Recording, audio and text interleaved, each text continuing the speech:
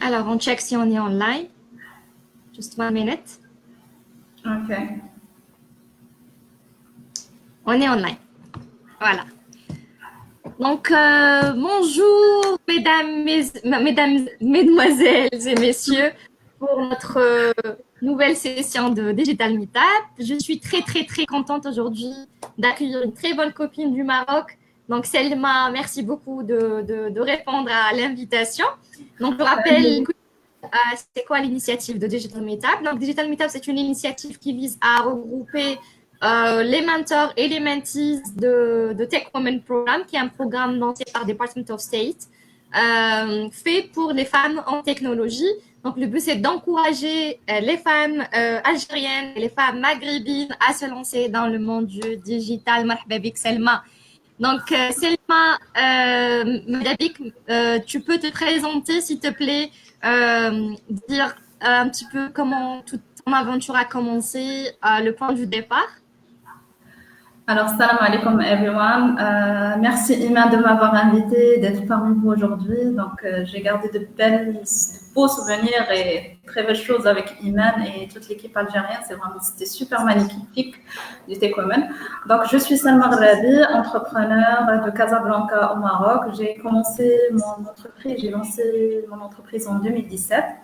Donc, mais comment tout ça a commencé? Ben, ça date de très, très, très longtemps. Donc, mon premier projet remonte à l'âge de 12 ans, où j'ai fait de la vente et donc je vendais des trucs aux amis dans le collège et le lycée. Par la suite, quand j'ai suivi mes études, à la faculté, donc sciences mathématiques appliquées discrètes en 2007. Donc, on a commencé par lancer le premier projet qui était le fait de regrouper une plateforme de cours en ligne. Donc, on essayait d'apporter cela parce qu'il y avait beaucoup d'étudiants qui travaillaient et qui ne pouvaient pas avoir accès aux cours et aux polycopiés. Donc, on avait fait ça comme premier projet. Puis par la suite, il y a eu la base de données des entreprises avec un ami qui étudiait avec nous dans l'amphi, mais qui avait besoin d'avoir une base de données des clients. Donc, ça a été le fait de créer une base de données d'entreprise. Puis par la suite, ça a continué comme ça jusqu'à ce que j'arrive au moment où les femmes, chefs d'entreprise, se retrouvent avec des situations elles ne comprennent pas le digital, elles ne savent pas à quoi aboutir, le développement web, c'est quoi.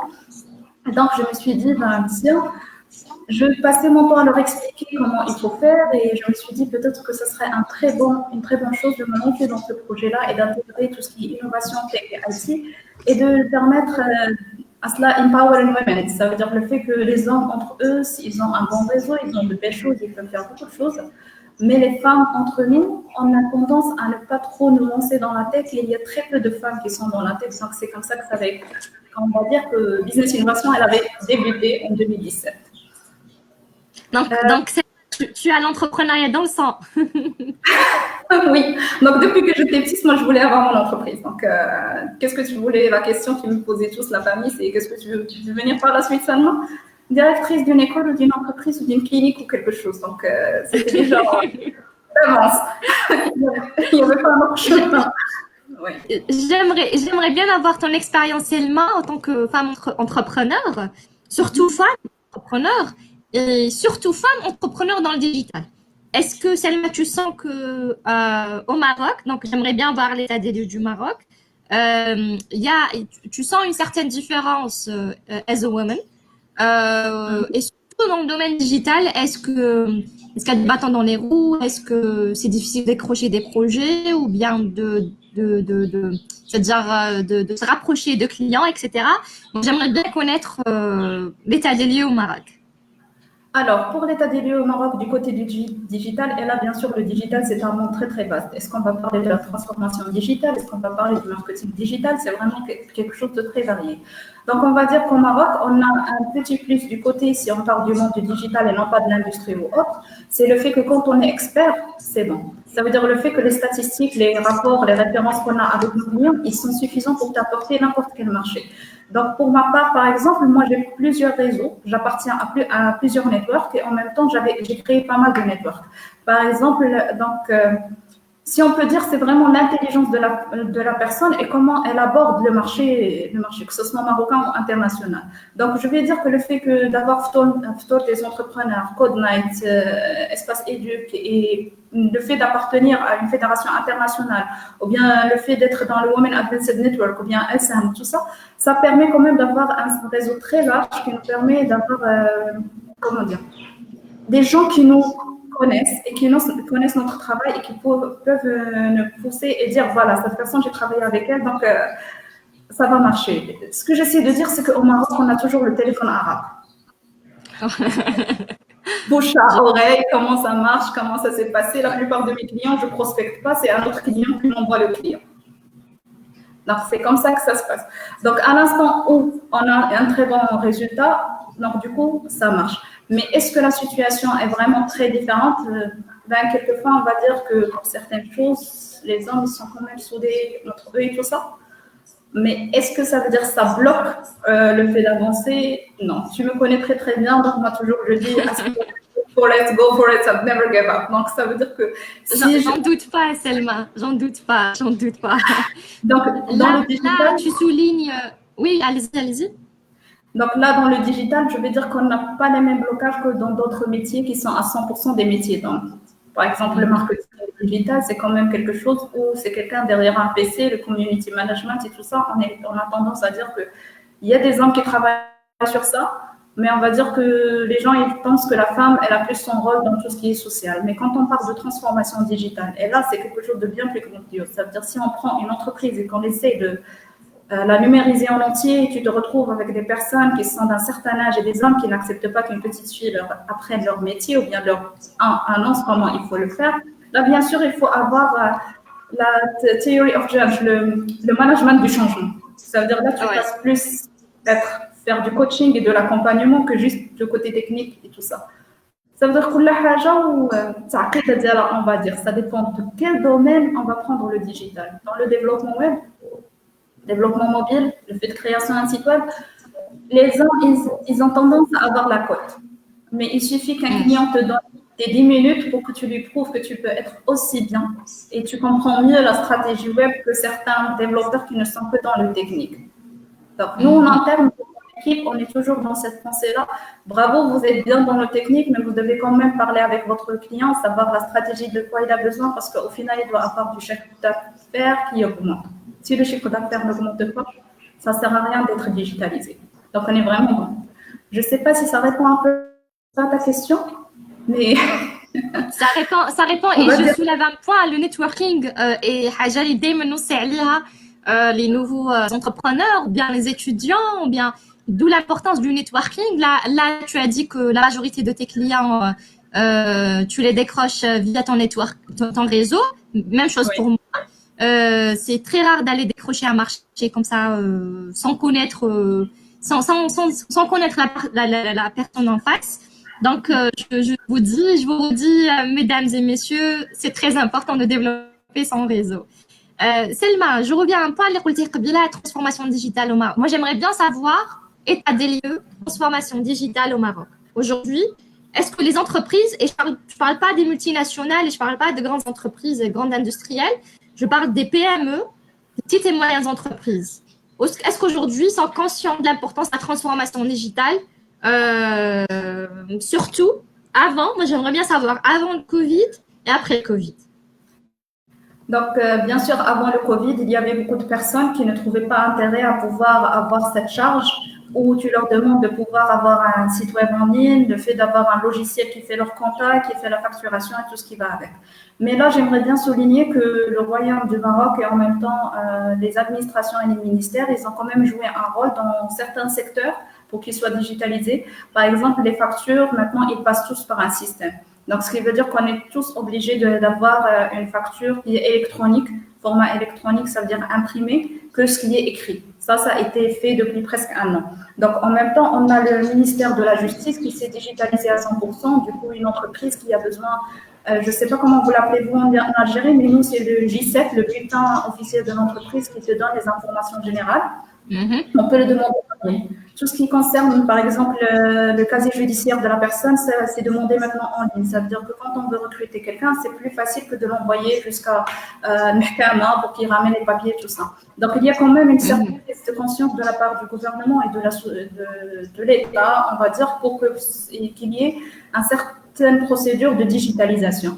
Donc, qu'est-ce qui s'est passé avant le Covid? Il y avait certaines entreprises qui étaient d'accord pour le faire, mais après et pendant le Corona, ils se sont rendus compte de l'importance du digital, où il y a eu une montée de développement de sites web et de présence online, le fait d'avoir les pages Facebook, le fait d'avoir tout ce qui est donc le télétravail qui s'installe. Et donc, c'est l'adaptation qui a été obligatoire. Et du coup, qui dit télétravail, il dit outil, qui dit outil, il dit digital, qui dit digital, automatiquement, c'est le fait de dire bienvenue à toutes les technologies qui existent. Et là, c'est les entreprises qui essaient de s'adapter parce que là, comme on le sait, malgré qu'il y a eu un déconfinement, on va dire, on est dans le stade 2, on aimerait bien arriver au stade 3 au Maroc pour avoir un déconfinement total. Mais là, actuellement, on se retrouve toujours avec des personnes qui travaillent à distance. Donc, les entreprises doivent s'adapter s'ils veulent réussir à continuer parce que ceux qui ne s'adaptent pas, elles risquent d'être hors du marché. On a Outsourcia, par exemple, et je pense Outsourcia qui est une entreprise qui est passée quand même à 100% en télétravail. Donc, ça, c'est quelque chose de très nouveau. Les autres grands groupes marocains qui sont aussi en train de penser au télétravail, certains sont revenus, mais d'autres, ils sont vraiment en train d'annoncer que ça sera à 100% du télétravail. Donc, ça veut dire que les TPE, PME, on n'a qu'à suivre en réalité. Parce que si il y a une norme qui s'impose et que là, tout ce qui se passe, ça se fera devant un écran, donc comment on espère pouvoir travailler d'une autre manière?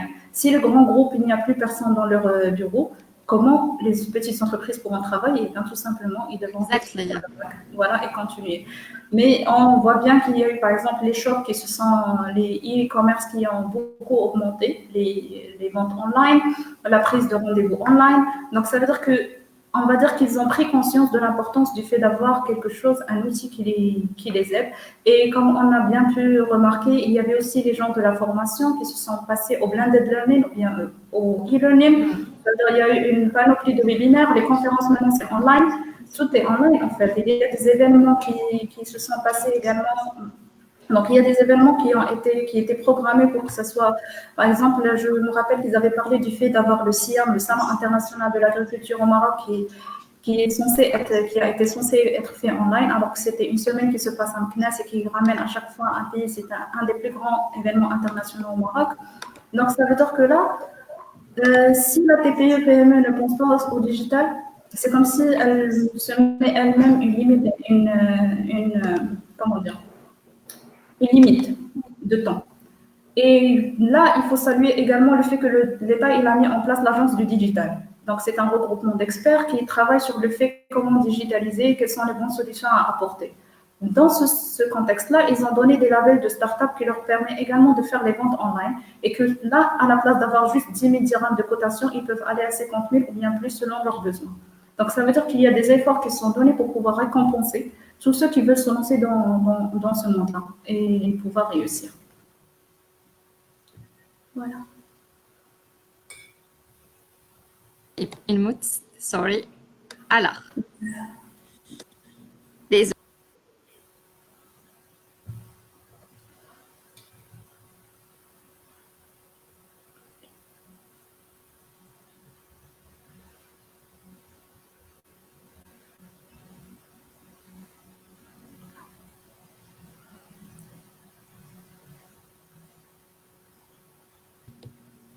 Et là? Oui, that's cool. Très bien. Désolée pour ce petit problème technique. Donc, Selma, l'e-learning, ça m'a interpellée, vu qu'aujourd'hui, j'ai eu quelques clients qui sont des écoles privées, d'enseignement primaire ou bien secondaire, moyen bien secondaire, qui ont fait appel à nos services pour créer des plateformes e-learning. C'était dans le secteur du privé. Moi, j'aimerais bien savoir des universités publiques au Maroc, est-ce qu'ils ont adapté le e-learning ou bien le deuxième semestre a été supprimé carrément et a été décalé pour pour cette entrée universitaire? Alors, non, au Maroc, en fait, on s'est adapté à 100% au Corona. Donc, moi, quand j'étais étudiante, déjà en 2010, et bien avant, donc j'ai eu ma licence en 2010, après le master, après le doc et les recherches et compagnie. Mais déjà en 2010, on avait le LNS. Donc, c'est une plateforme qui nous permet d'être connectés, d'avoir nos données, d'avoir des cours online et tout ça, mais pas en format vidéo. Et il y avait des universités comme Marrakech et Rabat, si je me rappelle très très bien. Et là, je ne sais pas pour les autres. Je ne vais pas, comment dire, Marrakech, je me donne les autres universités, mais je vais dire que Marrakech et Rabat, ils avaient déjà des cours online et déjà en 2011-2012. Donc, ça veut dire que là, la situation qui s'est passée au Maroc pendant le Corona, pendant le Covid-19, c'est qu'à la place que les étudiants n'ont plus accès aux cours, ben, tout simplement, il y a eu des cours en ligne et les gens, ils ont continué à étudier normal, que ce soit les enfants, le primaire, le collège, le lycée ou bien les études supérieures. Puis par la suite, il y a eu certains qui ont passé des examens, d'autres non. Donc ça dépend du besoin de chaque niveau. Mais il n'y a pas eu que ça. Il y avait également les télés marocaines où il y a eu des plannings pour les cours. Donc, et même les études supérieures, il y a eu des programmes. Il y a eu 4 chaînes nationales, ou bien 5. Je ne veux pas dire des bêtises, parce que moi, je ne regarde pas la télé. Mais il y a eu 4 chaînes, 5, qui donnaient des cours chaque journée, adaptés à tous les niveaux. Donc, ça veut dire que l'école au Maroc, elle est passée à 100%. On est passé de 1.0 à 4.0 côté learning. Rapidement. Très bien. On s'est Parfait. Parfait. En même temps, il y a eu... de l'entendre. Contente Pardon? de l'entendre. Je suis contente Oui. de l'entendre. Effectivement. Donc, et en même temps, il y a eu aussi le fait que le bac n'a pas été reporté, il vient d'être passé, il vient de donner le résultat. Donc, Oui. du coup, ce qui s'est passé, c'est que les écoles, ils ont développé leur propre plateforme e-learning. Donc, nous, on avait des systèmes déjà adaptés pour certaines écoles, mais d'autres, ils ont développé leur plateforme.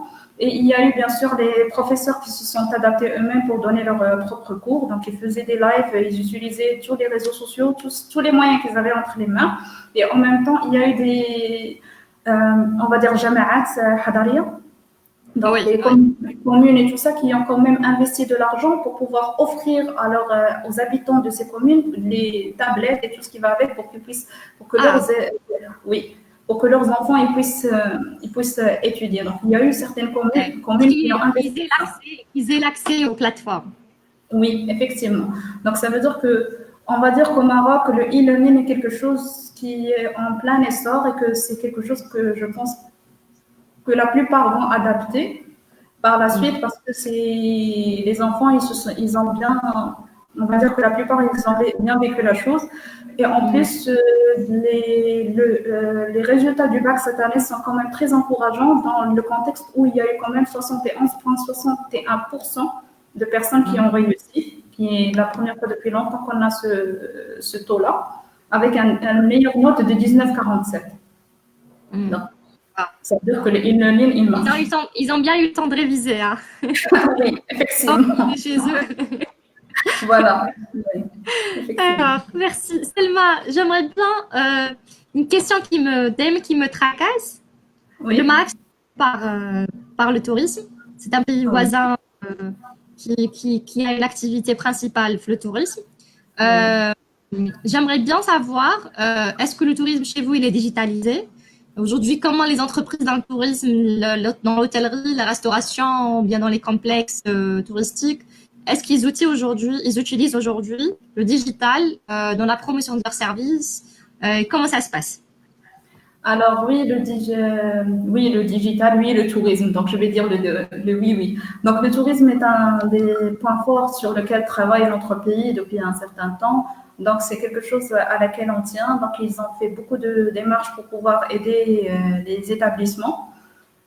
Donc oui, effectivement, au Maroc, je n'ai pas envie de faire de la publicité pour certains outils internationaux, mais on va dire que les hôtels, ils aiment bien avoir leur profil dans ces plateformes qui nous permettent de pouvoir checker et voir à 100%. Et je pense que ça a joué un rôle, spécialement que ça leur permet de pénétrer dans le marché international, où la personne se connecte, regarde c'est quoi les hôtels, les riads qui existent, regarder la photo, voir ce que les gens ils commentent et tout ça. Donc on va dire que les Marocains sont présents dans la plupart des plateformes internationales qui travaillent sur le tourisme et qui permettent la réservation en ligne et tout ça. Donc, et en même temps, il faudra dire qu'au Maroc, on a on va dire les supports qui sont à Marrakech, à Agadir, à Casa. Ça veut dire qu'il y a en cas de problème quelque chose. Donc, ils sont présents au Maroc, c'est pas l'international, ils peuvent t'aider en cas de réclamation et tout ce qui va avec. En même temps, les hôtels au Maroc, ils se sont vraiment lancés dans le fait de créer le site web le plus beau, de te permettre d'avoir une réservation online. Les restaurants, ils ont maintenant leurs propres applications, mais en même temps, on a plusieurs applications, on va dire, de livraison qui jouent aussi le rôle de publicité. Parce que quand tu as envie de le faire livrer, donc ils mettent tout le menu, ils mettent des photos du restaurant et tout ça, donc automatiquement tu vas voir et tu vas voir les préférences des gens, qu'est-ce qui est meilleur.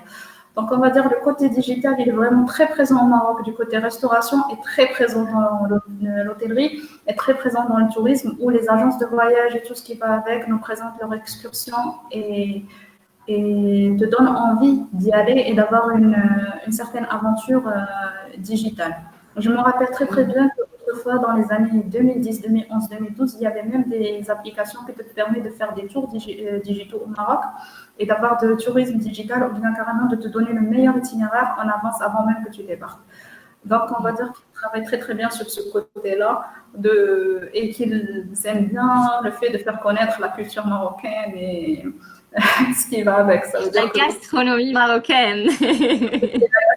Ça, on tire notre chapeau, notre grand traiteur qui fait toujours des merveilles et des buffets grandioses à chaque fois qu'il part dans un pays pour présenter la gastronomie marocaine. Et eux aussi, ils sont très présents en fait, sur le digital. Et ils ont ouvert pas mal de restaurants pour rapprocher les Marocains et aussi l'international à ce genre de...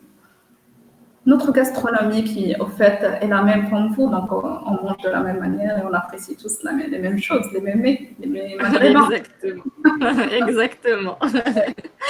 Mabel, maintenant j'aimerais bien parler start-up. Okay. Ça marche. Donc, j'aimerais bien savoir aujourd'hui la position des startups au Maroc. Y a-t-il un dispositif spécifique aux startups au Maroc? On parle beaucoup d'accélération. Donc, j'aimerais bien connaître l'écosystème des startups au Maroc. Comment ça se passe? Un œil de ta part, toi qui es très plongé dans l'écosystème des startups. Alors, l'écosystème des startups, on va dire qu'avant l'existence de l'agence du digital, on parlait de startups, mais sans parler vraiment de légitimité comme un statut. Donc, ça, c'est d'après mes informations. Donc, on avait la SAR, la SA, la SCS, la SP et toutes ces formes juridiques, mais on n'avait pas une forme juridique de start-up. Ça veut dire que c'était les TPE, PME, les grandes entreprises et tout ça. Puis, par la suite, avec la venue de l'agence du digital, ils ont tenu à avoir un statut de start-up où tu soumissionnes ta candidature pour avoir ce statut-là au Maroc. Le statut start-up te permet d'avoir une augmentation dans les paiements online et certains plus avec l'agence du digital, donc l'ADD. Donc, l'ADD, il appartient au gouvernement. Ça d'un côté. D'un autre côté, le Maroc, il essaie quand même de mettre en place un certain règlement et d'être quand même de réglementer ce secteur-là dans le contexte où pour avoir les fonds de la CDG, la Caisse centrale de garantie, ça veut dire les 200 000, les 700 000 et tous les fonds qui existent, Innov Idea, Innov Create et tout ça, donc il y en a pas mal. Bien sûr, on ne le fait pas directement, on a besoin de passer soit par des accélérateurs, soit par des incubateurs. Donc, ces accélérateurs ou ces incubateurs, ils sont quand même labellisés auprès de la CDG, donc la CCG. Donc, la CCG, elle les labellise et elle te permet de pouvoir travailler avec eux. Donc, ça veut dire que quand on a envie d'avoir un fonds, il faut aller vers un incubateur ou bien un accélérateur, il faut soumissionner, suivre le processus et par la suite, on est accompagné. Donc, à chaque fois, il libère un certain taux, on va dire des 100 000, des 200 000 ou bien des 700 000. Bien sûr, avec validation de ce qu'on a fait avec. Les accélérateurs, il y en a pas mal au Maroc qui sont répartis, chacun avec son propre programme spécialisé dans certaines choses. Et les incubateurs, donc la même chose. En même temps, on a des fonds d'investissement.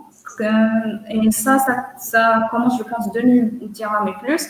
Certains fonds d'investissement, ils sont aussi labellisés. Donc, on va dire que vraiment, la CCG, elle fait son rôle dans ce côté-là, où elle fait très attention et qui est autorisé à prendre on va dire les dossiers, récupérer les dossiers, les traiter, puis les donner. Donc, je vais vraiment parler de cette manière-là.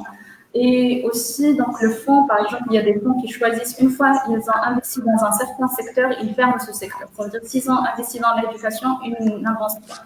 Ils ne permettent pas à quelqu'un d'autre d'être dans l'éducation. La logistique, une seule personne. Et ils les accompagnent. Et la plupart, après 8 ans, donc, il y a les différentes sorties de l'investissement, soit on rachète les parts, soit on fait entrer quelqu'un d'autre, soit c'est la grande sortie via la bourse. Donc ça, c'est ce qui se passe maintenant. J'ai une question. Quand tu as dit soumettre pour le statut start-up, donc le statut, soumettre quoi exactement? C'est-à-dire soumettre au niveau des incubateurs et des accélérateurs? Non, c'est pas ça. Donc, en fait, les incubateurs, accélérateurs, c'est le fait d'être soit incubé ou bien c'est pour avoir le programme d'accélération par rapport à l'entreprise. Donc, ça, c'est pour avoir les fonds. Donc, c'est soit on entre juste pour se faire incuber, soit on demande les fonds. Donc, quand on demande les fonds, on passe par les incubateurs, les accélérateurs pour avoir accès à la CCG, qui est via les accélérateurs et incubateurs qu'elle a elle-même labellisé. Donc, pour ce qui est de la start-up, le statut start-up au Maroc maintenant depuis un an, donc c'est la DD, donc l'agence du digital. Donc, on se connecte, on remplit le formulaire, on attend on va dire leur étude de l'entreprise, de l'entité, puis ils te valident le fait que tu es une start-up. Une fois c'est validé, tu as le droit à quelque chose, à certains plus. Parmi eux, c'est le fait d'avoir le droit d'acheter online jusqu'à, je pense, 50 000. Je ne veux pas dire de bêtises, mais je vais dire maintenant 50 000. Donc, ils te donnent un taux qui est plus élevé que le taux normal du Marocain pour acheter en ligne. Parce que nous, on a un taux de 1 000 $ par an. D'accord. Ça te facilite certaines choses. Oui. Et la durée de ce statut-là, il y a une durée spécifique Non, tu es start-up. D'accord. D'accord, parfait. Donc, Selma, j'aimerais bien que you are successful woman et un exemple à donner aux filles maghrébines, pas juste au Maroc. J'ai eu la chance de connaître Laïberg, une vraie source d'énergie et d'inspiration. Qu'est-ce que tu pourrais donner comme conseil aux femmes entrepreneuses, aux entrepreneurs en général, aux femmes entrepreneuses, filles qui ont peur de se lancer dans l'entrepreneuriat et surtout dans le digital? Un message à passer. Ok.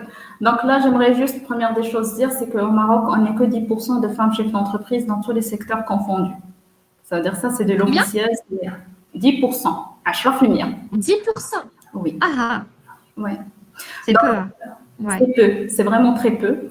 Donc, et je pense que la femme a beaucoup de choses à offrir. Si on regarde les femmes maghrébines et tout ce qu'elles ont réalisé dans l'histoire, qu'on revient au 19e, au 18e et bien avant, on a des battantes qui ont été là pour nous. On va dire que là, je vais parler Maghreb, même si je vais donner des exemples du Maroc, mais c'est vraiment Maghreb. On va parler de Fatima Fihriya qui a شيدت أول première université au monde et c'était à Fès et c'était Qarawiyyin. Donc c'était une femme marocaine, maghrébine, musulmane arabe qui avait réussi à faire ça. Avant, on a la reine Denia, qui a fait des merveilles avec et comment elle a réussi à être cette guerrière qui a arrêté tout le monde.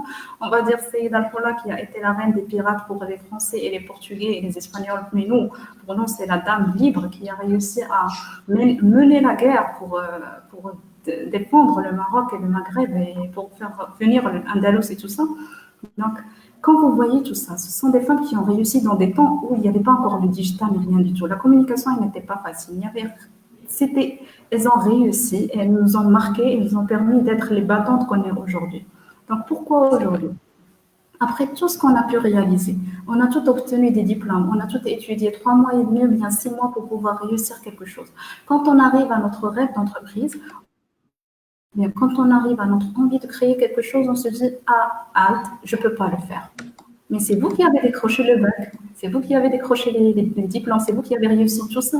Donc pourquoi aujourd'hui, avec toutes les facilités que vous avez, vous vous dites « Je ne peux pas le faire ». Ça, c'est vraiment quelque chose que moi, personnellement, j'ai envie de dire que le seul blocage d'une femme, ce n'est pas les femmes qui sont autour d'elle, ce n'est pas les hommes, c'est moi-même. Ça veut dire que c'est moi qui me mets des limites et des obstacles, alors qu'en réalité, je devrais juste m'asseoir et me dire « Et qu'est-ce qui va se passer si ça rate ?»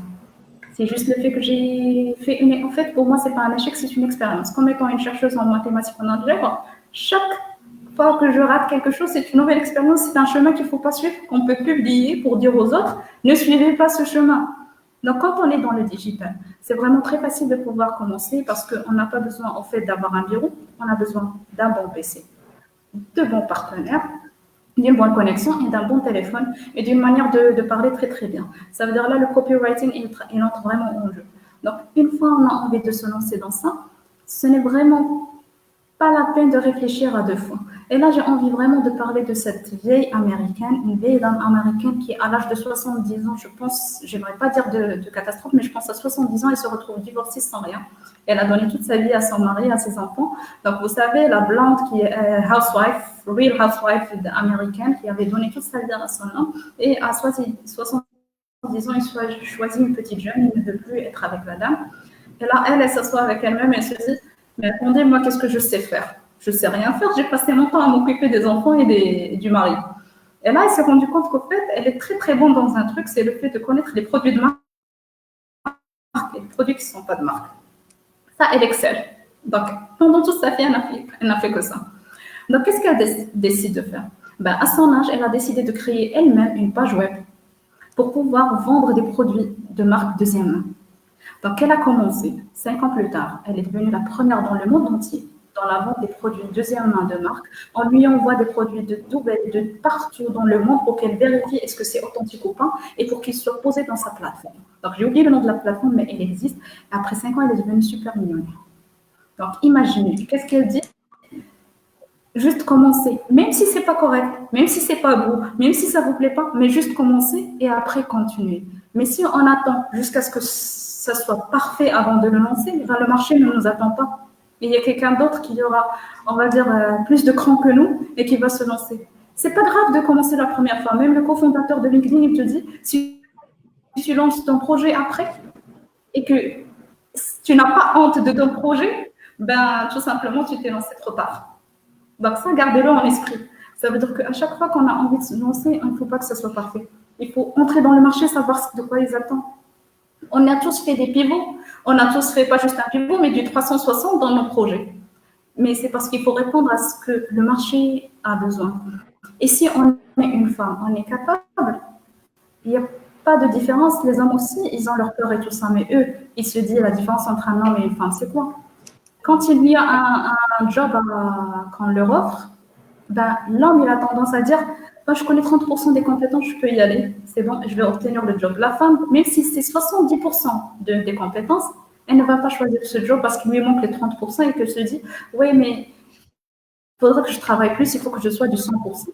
Ben, les femmes, changez un peu votre pensée de ce côté-là, la jeune féminine, et pensez plus au fait que oui, je suis aussi capable de le faire, il n'y a pas de souci d'être agile et d'apprendre en cours de chemin, il n'y a pas de souci de pouvoir avancer, mais ce qui est le plus important, c'est de faire et d'être satisfaite de ce qu'on fait et de le soir, quand on a envie de se reposer, de dormir, d'être vraiment sûr que ce qu'on a fait, c'était vraiment le bon choix et la bonne décision.